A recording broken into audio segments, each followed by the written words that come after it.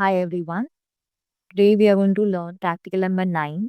The purpose of this program is to demonstrate how NumPy can generate random data like filter values using Boolean condition and compute the mean of the selected values. I'll take you to the question. This is the question here.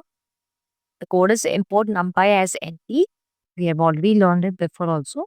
You can do check it out my previous video. Array is into np.random.plant int 1, 1001, 100. This line generates a one-dimensional array of 100 random integer. Next, filter is equal to array greater than 500 and array less than 800. So, there are numbers between 1 and 1000. 1 is a lower limit and 1001 will be your upper limit. So, exclusively 1000 is included into it. And how many values has to be? 100 values. So, what does my array is? Array is storing 100 random generated integers. Now, filter is it's applying a Boolean indexing to the filter values. The array which is greater than 500 which selects the values greater than 500 and array which is less than 800 which selects value which is less than 800, which means that both the condition must be true. And what happens? The result will be containing a new array which is of greater than 500 and less than 800.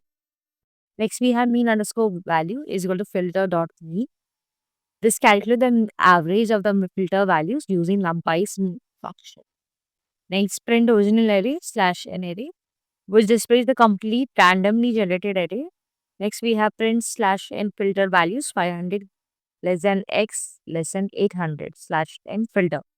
This displays only the value that satisfies the given condition. Print slash mean of filter values, comma mean underscore value, would display the mean of the filter values. So this is the output. It has 100 values generated from 1 to 1001. 1001 will be exceptional, so it will only take 1000. So any random numbers between 1, it can be 1, it can be 99, it can be 1000, whatever the number is. Now, from the given data, I have to check whether my array is greater than 500 and array less than 800.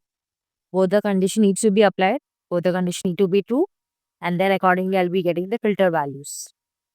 And the mean of those values will be 699.009375, etc.